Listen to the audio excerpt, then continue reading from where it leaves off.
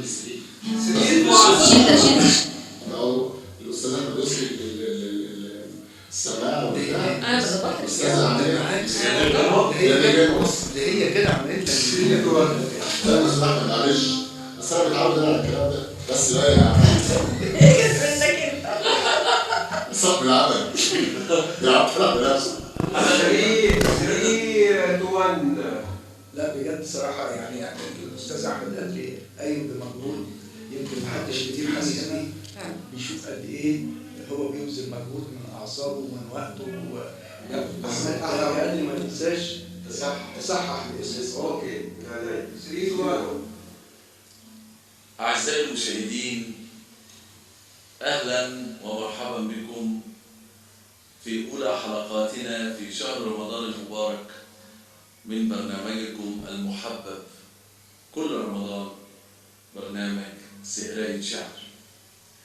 اليوم يوم بنكهة مختلفة، عندنا قضية هامة، عندنا قضايا تناولها كبار الشعراء في هذا الثغر.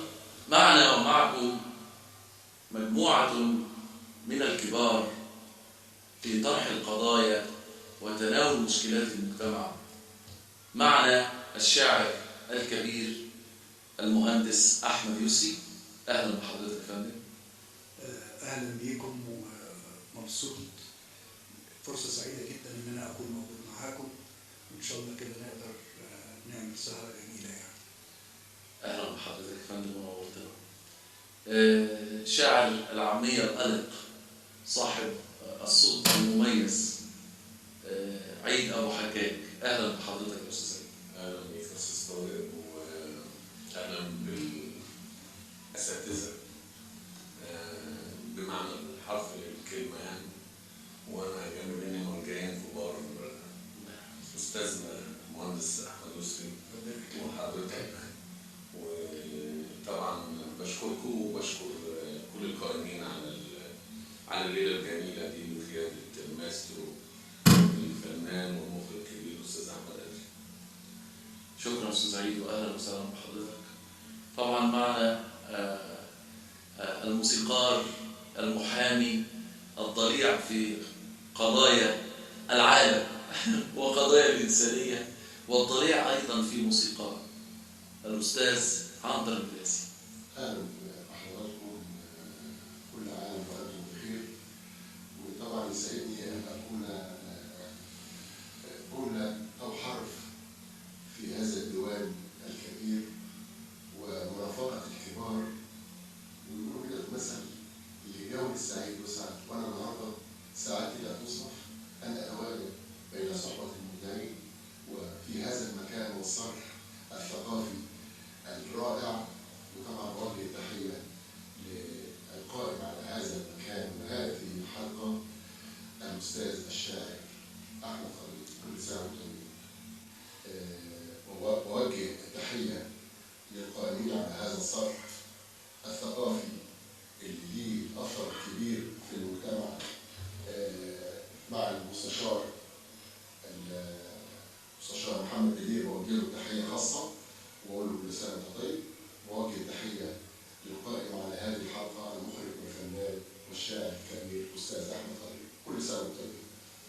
أهلا وسهلا.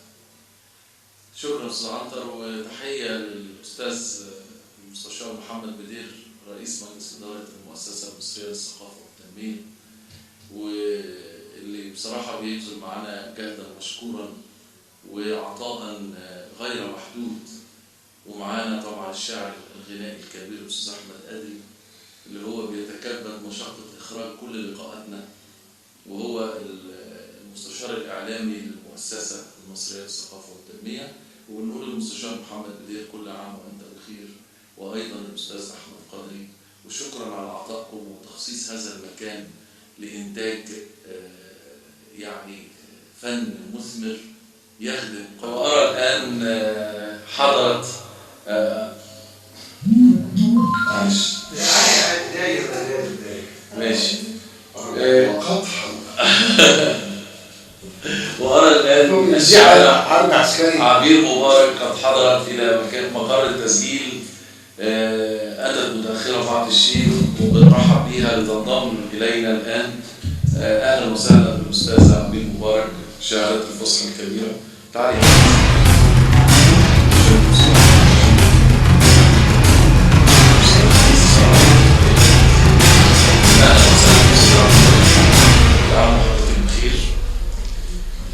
في تلك الجلسة الرمضانية في برنامج سهرية شعر درجنا أنا والأستاذ أحمد أدري على هذه الفكرة منذ عامين تقريبا، ونحن نخصص اسما معينا أو شعارا معينا لحلقات شهر رمضان.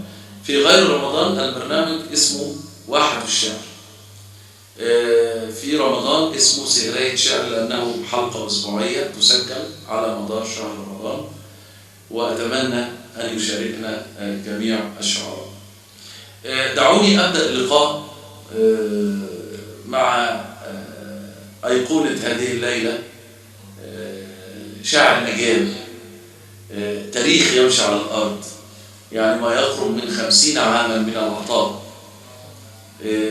الباشمهندس أحمد يسري البداية كلية هندسة، ثم كلية تجارة، ثم شعر غنائي، ثم عامية مصرية ومواويل عن الوطن وديوان كبير عن الوطن وديوان كبير عن اسكندرية والبحر ومجموعة مربعات ومثمنات تزيد على 500 بخصوص قضايا الاسكندرية.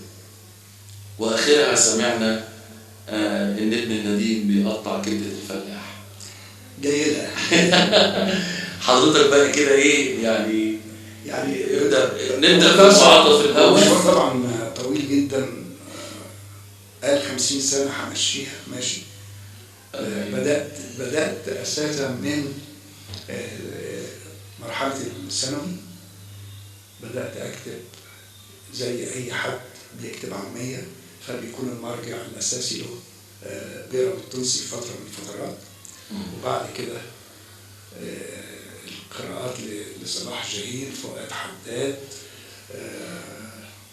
تأخر شوية أحمد فؤاد قاعود، لأنه الراجل برضه كان أساسا مهندس.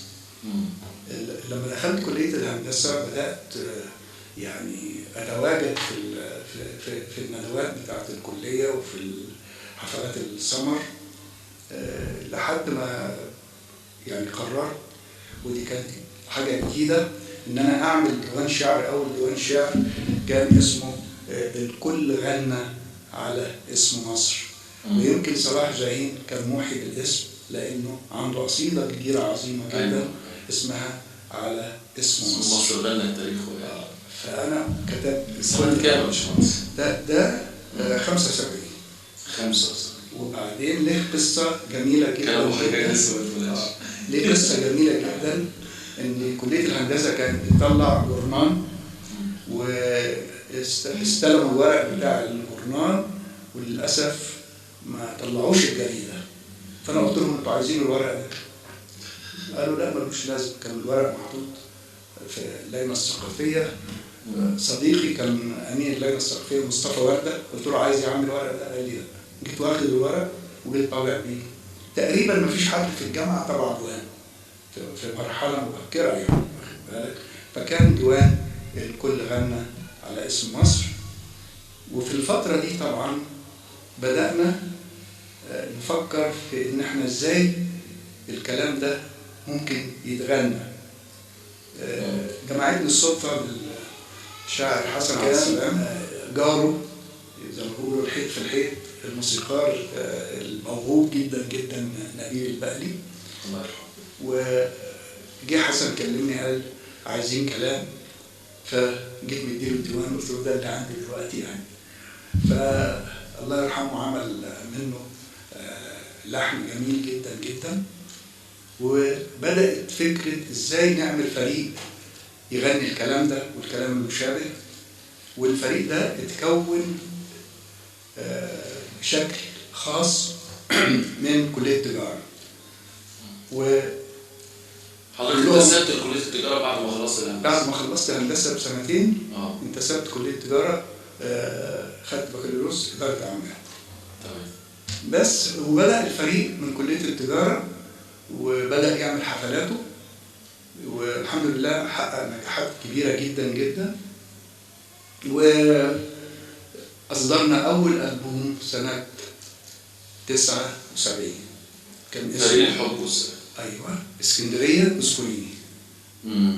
فموضوع اسكندرية ده معايا يعني قضية. من صبا الصبا زي ما بيقولوا يعني. طبعا المهندس احمد يسري مولود في سيدي بشر قريب جدا من البحر، فهو ربيب شواطئ الاسكندريه وعنده علم بكل المتغيرات اللي حصلت من زمان قوي، وحامل قضيه الوطن في ذهنه، واسكندريه وطن خاص بيه.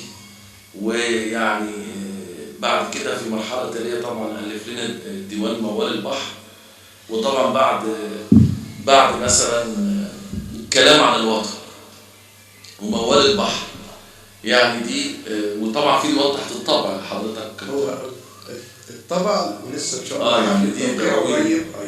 حفل توقيع اسمه ايه يا باشمهندس؟ اسمه وداع من غير لقا. وداع من غير لقا. برضه في حاجات عن اسكندريه كتير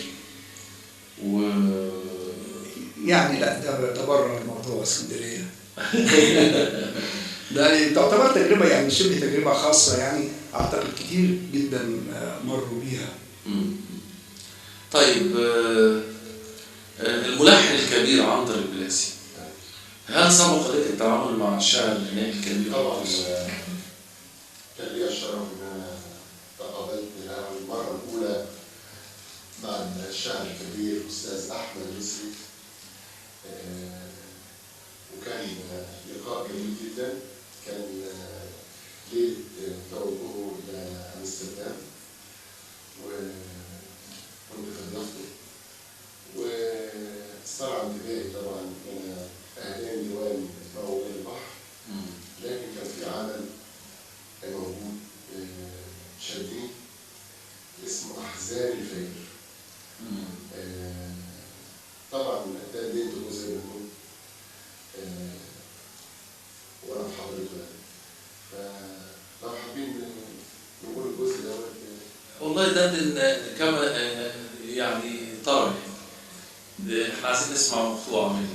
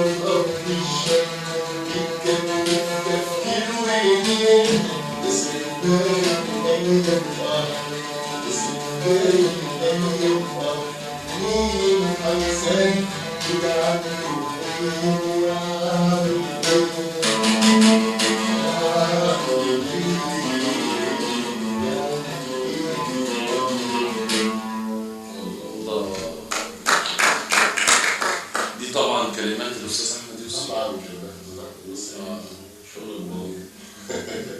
شغل مراجع. نحن نحبو في على سلم تلك المدرسة الأدبية. يقارن طبعا اسم علامة أدبية جميل. الصراحة لحن عجبني جدا جدا بجد. ولايق على صوت لا لايق جدا. هو من يعني لو هنا في حته عايز اكد عليها، الاستاذ عنتر دايما من الحاجات اللي بتميزه انه بيدور يخدم الكلمه ازاي، مش يخدم نفسه. لا ازاي فعلا باللحن. بينكر ذاته جوه دايما بيحاول يترجم الكلمة ميوزك. مش يعمل ميوزك عشان الكلمة، لا يترجم الكلمة مشاعر. اللي احنا بنقول عليها دي يعيش الكلمة. يعيش الكلمة. ده صحيح. بيخدم على الكلمة أولا. ده صحيح. طب احنا عايزين باشمهندس احمد يوسف عايز يسمعنا حاجة خاصة بفريق الحب والسلام. الفريق اللي في الثمانينات أخذ قلوب المصريين كلهم وكان أساسه اسكندرية. اسكندرية ماريا. اسكندرية ماريا.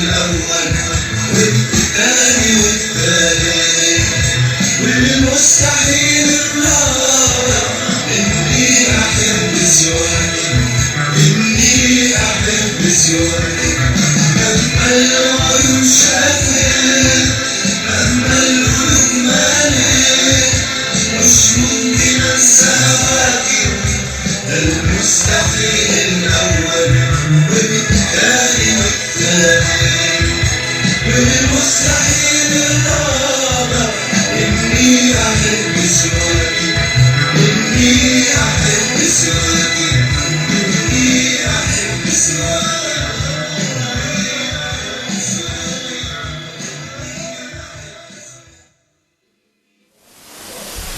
طبعا فريق الحب والسلام عمل بصمة إبداعية في تاريخ اسكندرية، طبعا بمشاركة أو تأسيس كعضو مؤسس الشاعر الكبير الأستاذ أحمد يسري. احنا معانا النهارده تاريخ كبير وهنرجع له تاني على مائدة الحوار عشان نتحدث عن مرحلة الفيلم الغنائي أو الأغنية داخل الفيلم، وهنتكلم عن مرحلة حمزة نمرة ومنير ومجموعة المطربين الكبار. بس نروح لشاعرنا عيد أبو حجاج. مساء الخير. احنا النهارده السردية بعنوان قضايا تناولها شعراء. طبعا لو اتكلمنا عن القضية والشاعر صاحب القضية هنلاقي عيد أبو حجاج في مقدمة هؤلاء، لابد أن نعترف. شاعر عنده هدف، شاعر عنده هم جمعي. ايه ابرز القضايا اللي تناولها ابو حجاج في الشعر وتمهر لنا ذلك وتصدق على ذلك بايه؟ بالقصيده. يعني اتكلم وقول. طبعا بعد كمان سمعنا المقدمه وكل حاجه عملنا شفنا لاحقين مختلفين تماما، والبعد منهم هو زي البعد من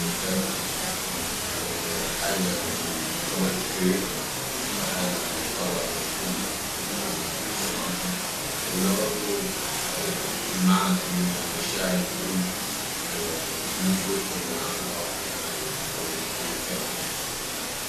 أنا برضه بشوف إن الشاعر هو سفير وبيعبر عن نفسه. أنا طبيب في عايش ناس مش بحاول إن أنا أتجمل أو أجيب حاجة مش أساسها. السنة عندي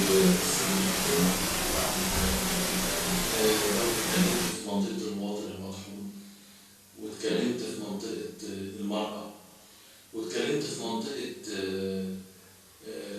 بديع خيري زمان وسيد درويش لما اتكلموا عن الحلوة دي قامت تعجبهم. وازاي انت خدت صباحك صحصح الشارع وشد الريق ووسع شفيه على المخالين. يعني حتى قضية الراجل المطحون اللي قايم من النوم هي بانوراما على المشهد الصباحي للمجتمع المصري بشتى اختلافاته في المحافظات. في حتى المشهد ده تلاقيه ثابت في أي محافظة من محافظات مصر، بيشكل الوجدان المصري في ساعة الصبحية اللي هو زي ما حضرتك قلت لما البديع الحلوة دي قامت تعجب الصبحية. بس مشهد تاني بانوراما أشمل وأعمل. سمعنا حاجة من البانورامات الحلوة. طيب اوكي. طبعا بس عايز اقول الاول ان ساعدني في الحاجات اللي هي ديت، وده حاجه ما اقدرش اغفل ذكرها. الفريق العظيم اللي انا بشوف ان انا احد اعضاء مع الاستاذ عنتر البلاس والاستاذ فتحي عبد الغني وميسون عبد المنعم، لانهم ترجموا بعتبره امتداد للكلام اللي احنا بدأنا الحب والسلام بطريقه عظيمه بشكل تاني. واسكندريه طول عمرها مميزه في صنع الفريق جدا. روح الفريق في اسكندريه مميزه.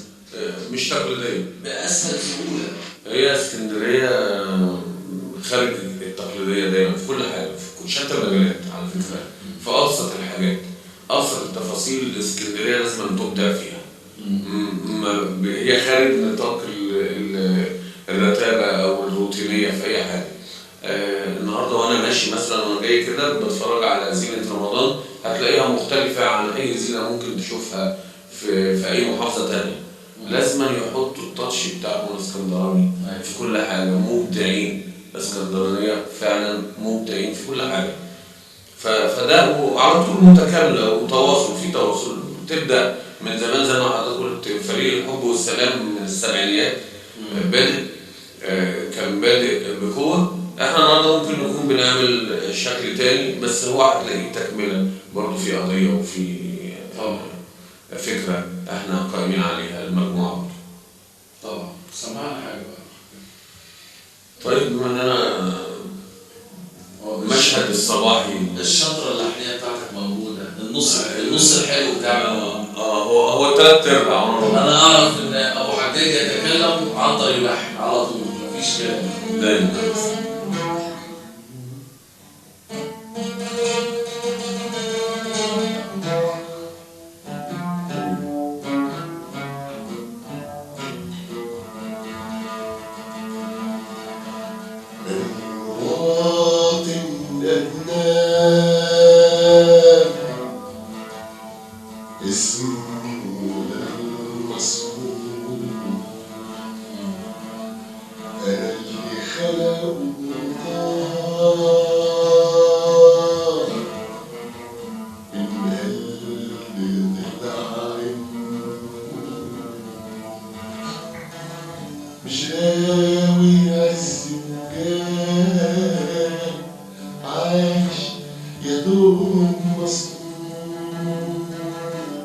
أزرع شجر الصبر تحكم أراضيك،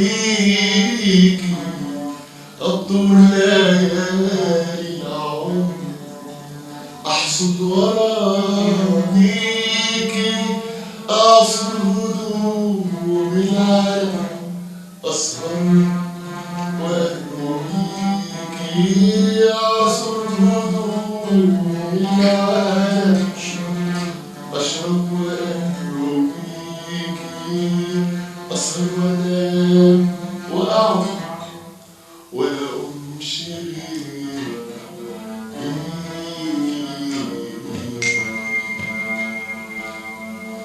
صباحك صحصح الشارع على القهوة وشق الريق. صباحك صحصح الشارع على القهوة وشق الريق. صباحك سبح الخالق ووزع رزق للمخاليق. صباح فتح بذكر الله وقضى الفرض في ميعاده، بيشكر ربه على الصحة ومن حمد الكريم زاد. صباح الصحية من بدري بتخبز عيش لأحلامك، بتدعي يا رب روح يا ابني إلهي حل أيامك. صباح البصة من الشباك تشوفك يبتدي يومها، يوماتك تصحى تستناك بنظرة عينك الصبحة، بتحلم تبقى من كومها. صباح الرجعة من مالها وماشية تلم في هدومها بدون مكياج ولا بودرة، عشان عارفة عليك هتفوت. صباح الخارجة من الخضرة تجيب لعيالها حق الجود، بتدعي يا رب قويني على ولادي اللي أخذوا الموت. صباح درويش شايل سبحة وصارب طوله على النربوت، ورامي حموله على المولى وماشي بخر الملكوت. صباح الخارجة للجامعة وبلط أبيض على إيديها. صباح البيت عالدمعة عشان سابها وخلي بيها. صباحك يكره القافل ويعشق نغمة التفتيح. صباحك فول مع فلافل وبصلة تفوق الغافل وفلفل بعد منه تهيح. صباح بيفتح الدكاكين. صباح بيفتح الدكاكين، صباح بيفطر المساكين، صباحك لسه قلب ابيض على الفطرة، وكفك لو يمس رغيف نشف يطرى. صباحك مصري لا بيحسد ولا بيكره، صباح صالح عليك روحك وصالح للي جاي.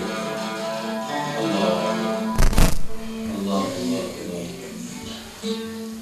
استاذ عبيد مبارك، كل سنه وحضرتك طيب. احنا النهارده سباقتنا بعنوان قضايا تناولها شرعا. انت شايفه انك ملامسه لقضايا المراه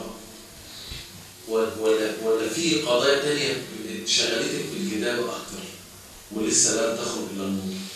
اكيد في قضايا كتير شغلتني، ما انا واحده من المجتمع واكيد حاجات كتير من بيصابت، حاجات كتير بتستفزني في الكتابه وبكتب كتير.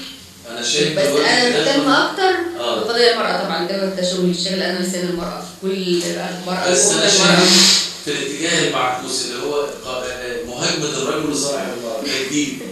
يعني انا شايف العقليه متجهه احيانا ولكن طبعا استاذ عبيد مبارك شاعره فصحى في المقام الاول، وانت النهارده الوحيده النهارده في لقائنا يعني كتبت الفصحى. لو ان ابو حجاج بدا يخش على منطقتنا ويعمل تهديدات للغرب عندنا في شعر الفصحى، ولكن انت النهارده ممثله شعر الفصحى، خصوصا شاعرنا الكبير اعتذر في اخر لحظه الاستاذ محمد خليفه، وكان معانا الشاعر برضه عبد الله عبد الصبور. كان هتبقى النهارده اليوم كان واسع قوي، بس طبعا حظنا وحش يعني ان هو ما ركوش. لكن معانا الكوكبه المضيئه في اسكندريه. هل قدرت تغطي كل قضايا المرأة ولا ما زال في جعبتك؟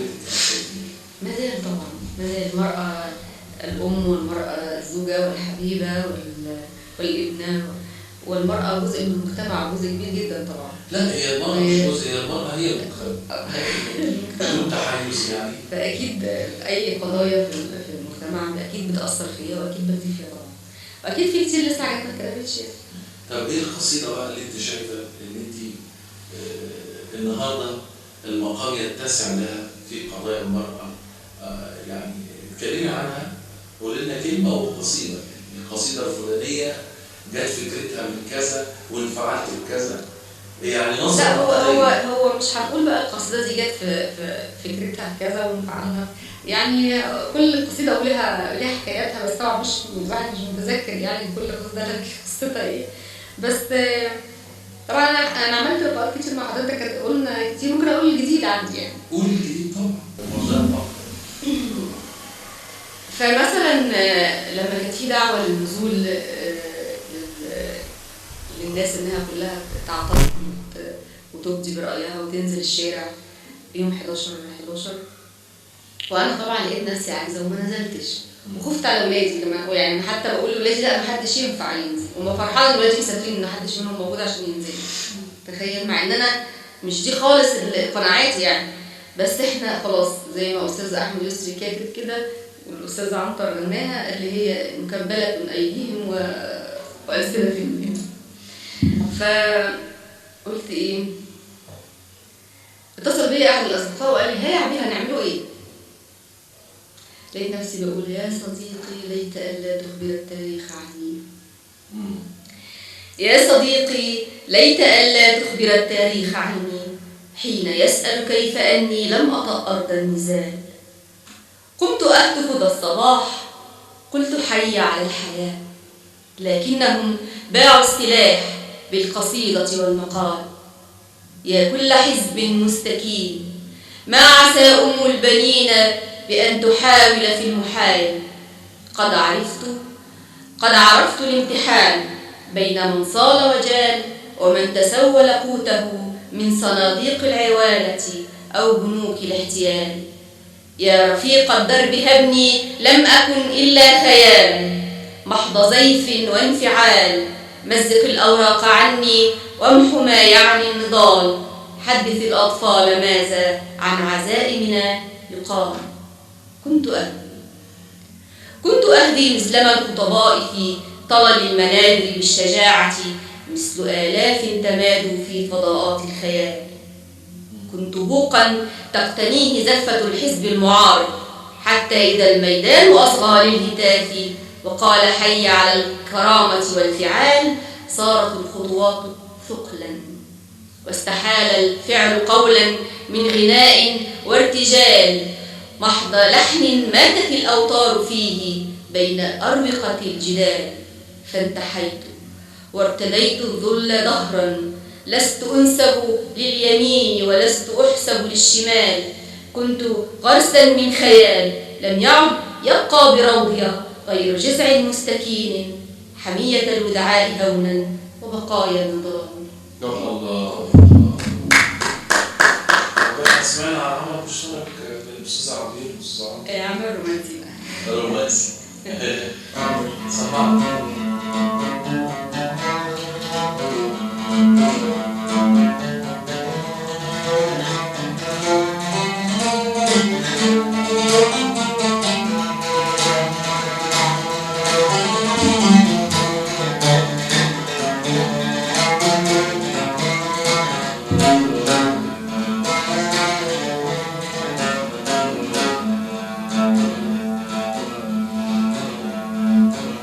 أنيس الروح يا روحي،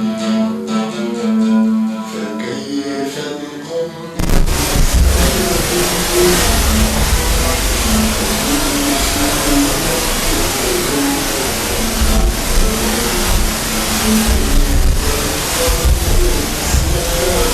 بحق الله يسمعني، بحق الله يسمعني ويكسرني وأحوال وأحفظ عنك قلوبا يبت وعسر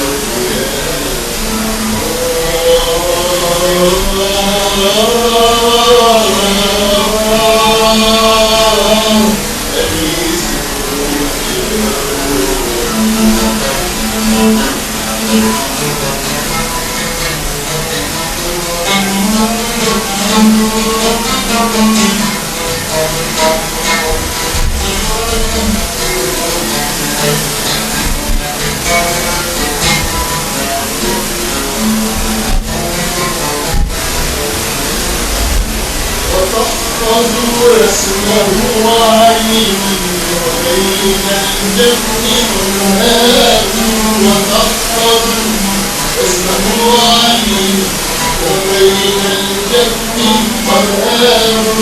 أنا صبر ولي رب نادي وسلوى يحبس الغرام ولمع وما بكم بأشرار لرضاه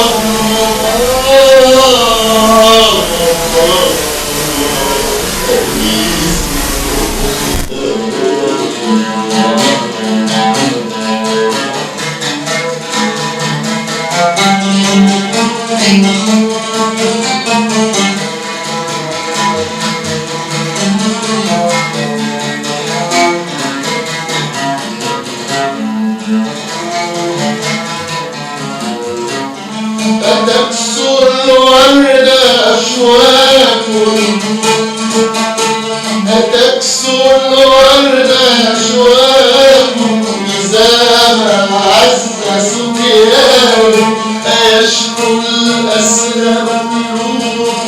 أيا مولاي أولاد وحق يسرني ويكسرني وأموال وأحفظ عهدك مهما يبت أو عذب.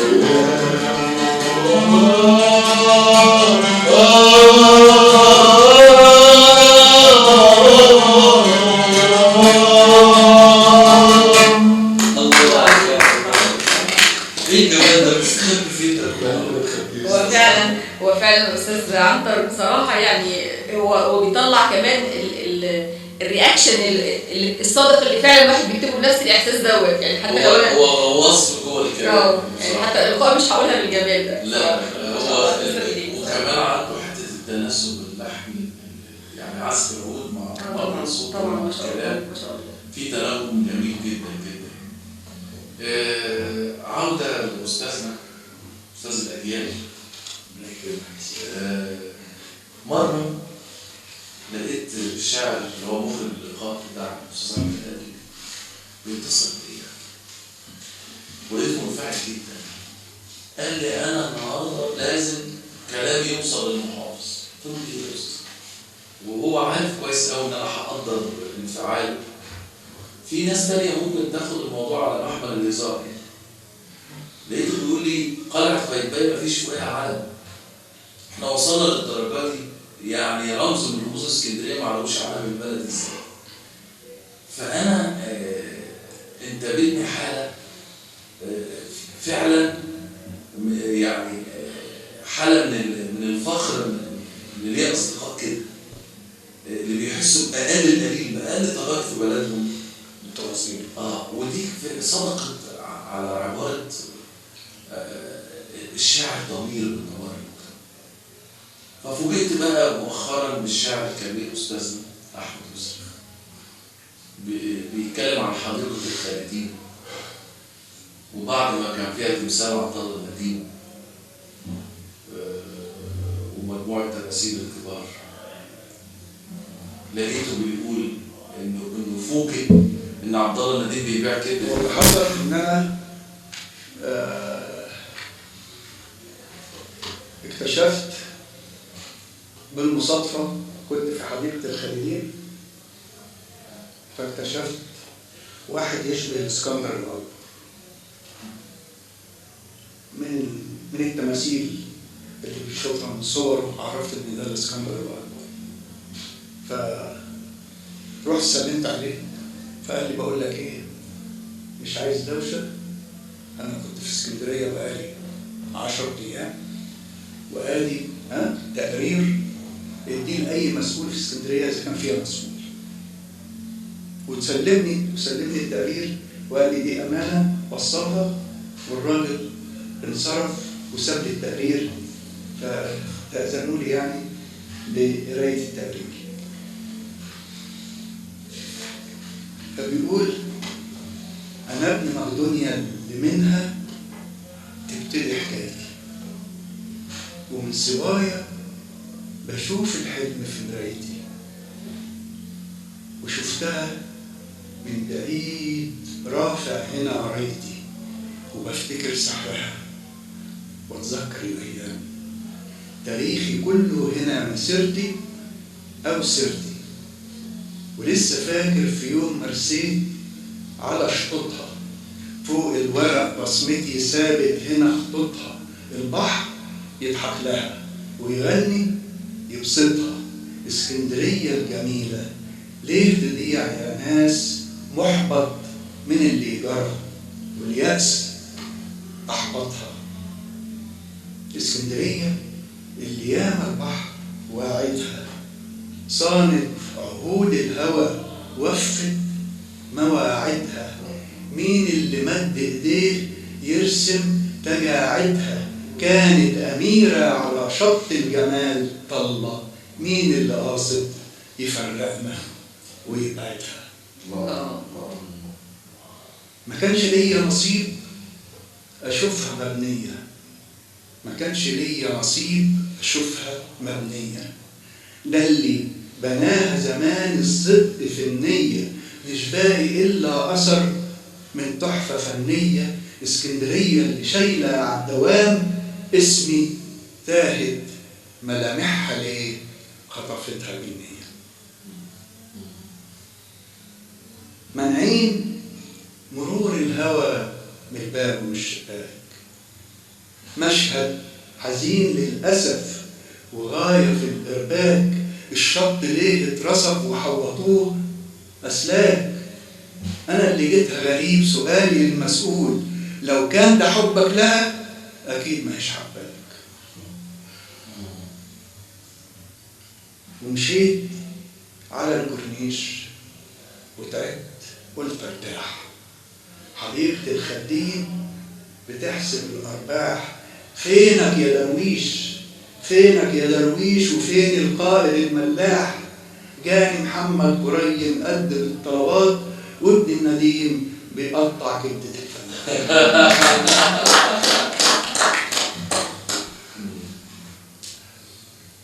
المشي أصبح خطر من أسود الزحمة، الشيشة والكركرة دخانة الفحمة، حرب التكاتك هنا دايرة بدون رحمة، حرب التكاتك هنا دايرة بدون رحمة، شغلوا الرصيف عافية ماشي وكل خوف، هو الأمان أكشاك ولا الأمان لحمة؟ صورة بتعكس مشاعر كلها فرحة، المكتبة وضيها بتقول لنا نصحى وبكرة أجمل كتير، طول ما العقول نصحى. مفيش وطن بيضيع بالعلم والعلماء، مفيش وطن بيضيع بالعلم والعلماء، والعلم حق الجميع عمره ما كان منحة. طبعا خلاص. والعلم حق الجميع عمره ما كان منحة.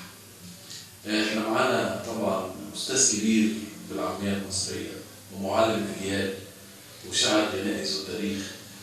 سريعا حضرتك اتعاملت مع المطرب الكبير ذو الشهرة الواسعة حمزة نمرة، كانت بدايته مع أغنية ايه بالظبط؟ البداية بس.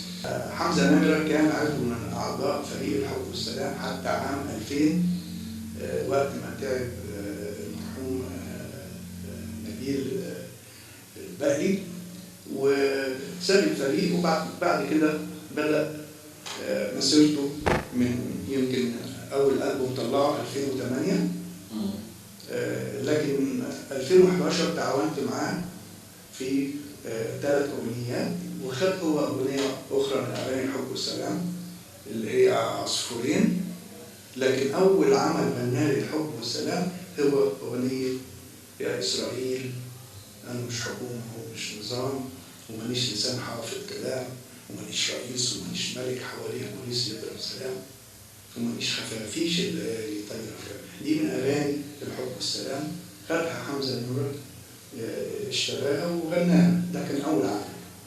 هو اكتشافه يعتبر حمزة؟ طبعا.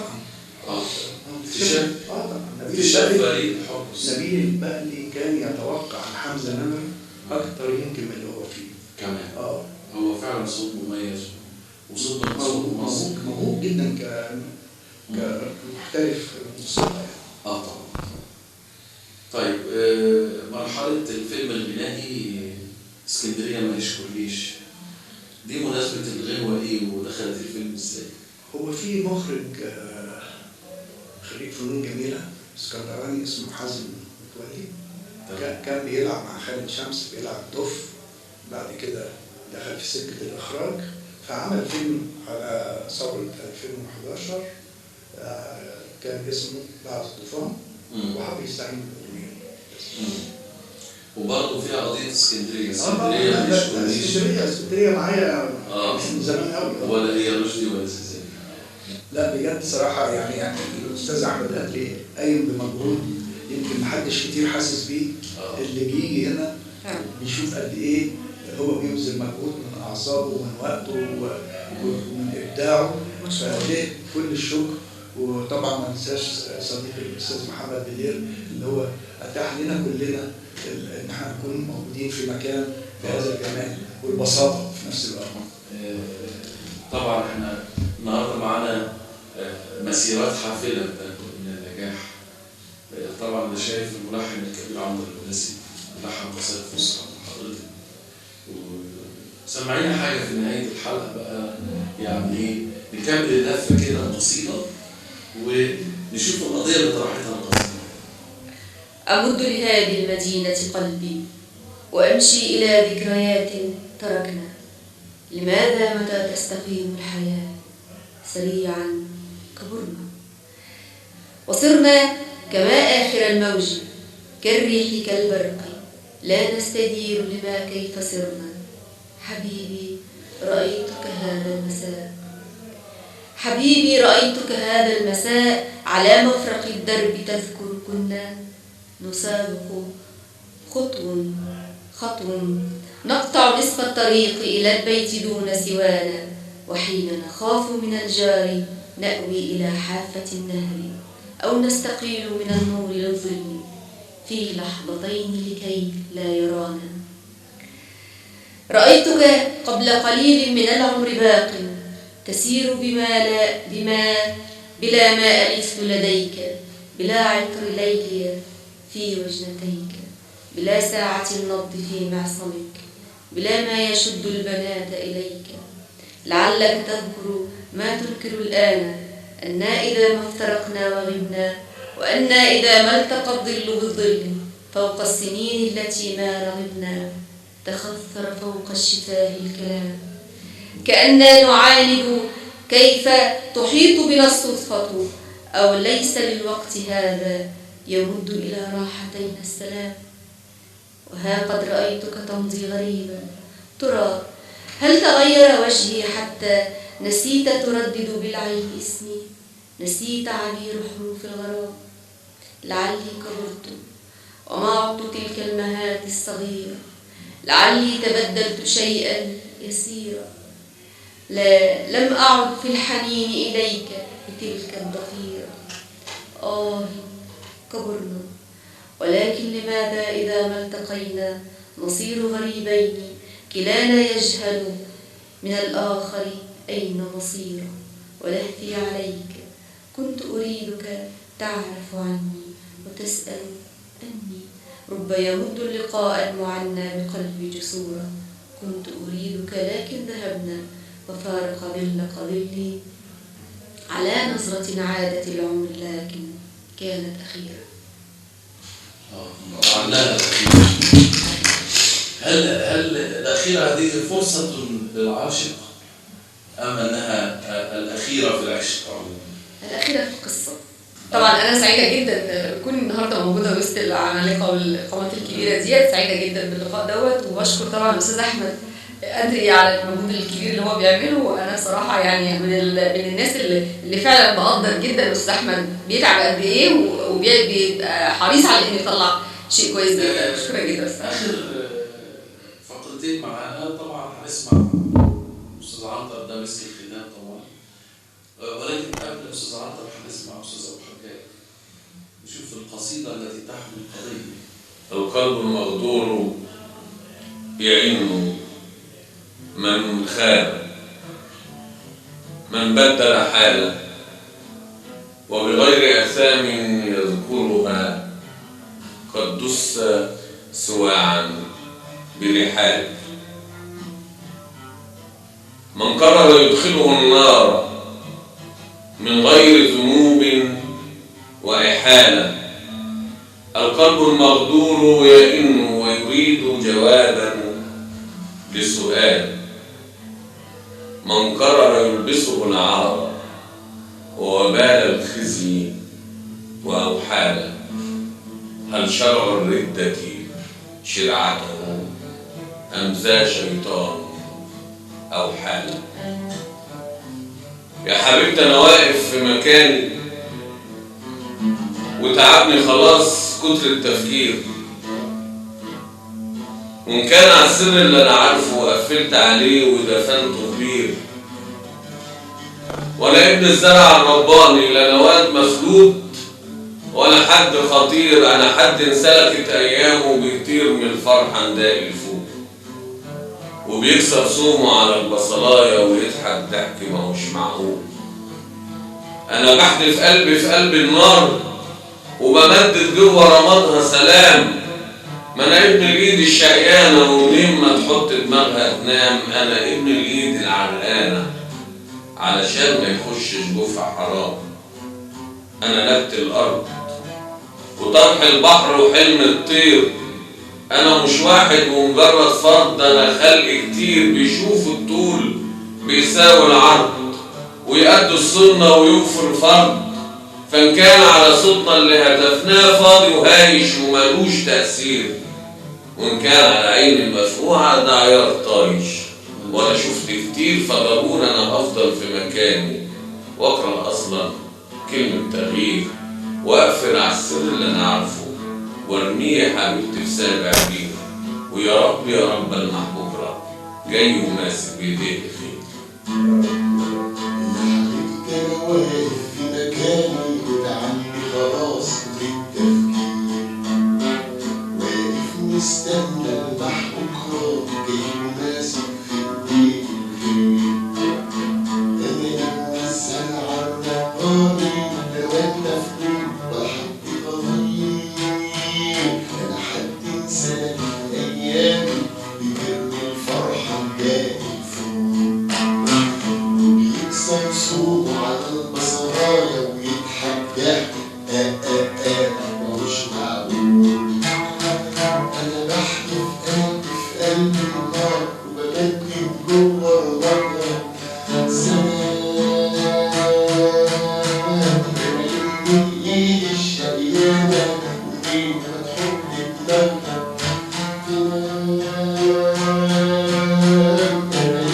الناس العرقانة علشان ما يوشش بفها. أنا نبت الأرض وطرح البحر وحلمه كبير، أنا نبت الأرض وطرح البحر وحلمه كبير، أنا مش واحد مجرد فرد، أنا خالق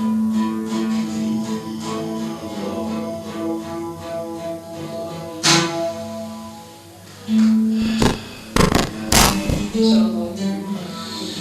استمتعنا معكم جميعا، وكل عملاق من هؤلاء يحمل قضية في قلبه يترجمها كلمات. وقد كتبت منذ فترة قصيدة أخاطب بها كل الشعراء، وأقول لكل شاعر عرج على جرح القصيدة تارة، وانزع غطاء الشوق عن أشواقها، ترتيلة أدمت بداء العشق من يشتاقها.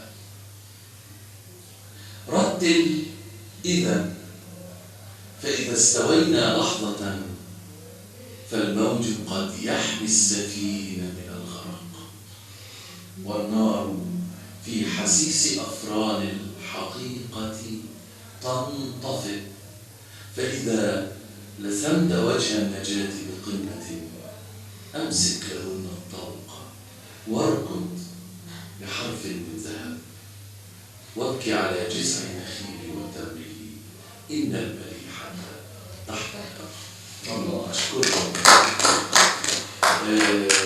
كنا مع الشاعر الكبير أستاذ أحمد يسري، بشكرك حضورك في هذا التشريف. شكرا. الشاعر الكبير أستاذ علي مبارك، بشكرك فندم. ألف شكر. شكرا، كل عام وانتم بخير. المستشار الملحن الموسيقار شامل المعرفة والموهبة الأستاذ عاطل البلاسي.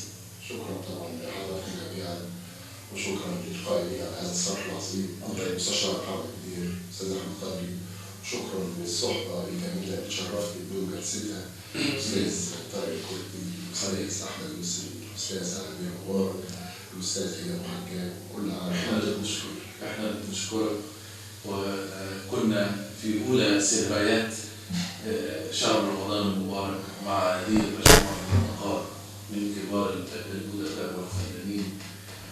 كان معكم طارق الكردي والشاعر الغنائي الكبير ومخرج اللقاء الأستاذ أحمد هادي. السلام عليكم. وانده بصوت مسموع علي ما يسمعش، اتدفى ليها الروح، واللي قدر يمشي وطال سفينة يعافر، وطال سفينة يعافر مع القرصان، والبحر فارد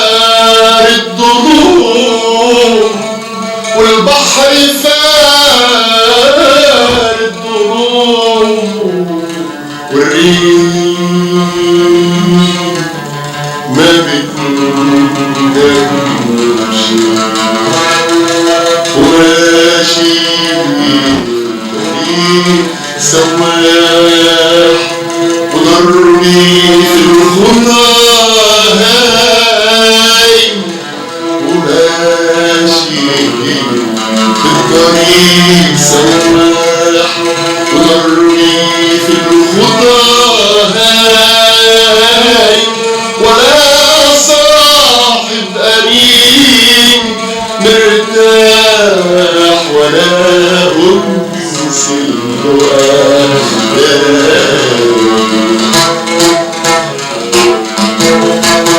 يا صحبتي الندم الجدع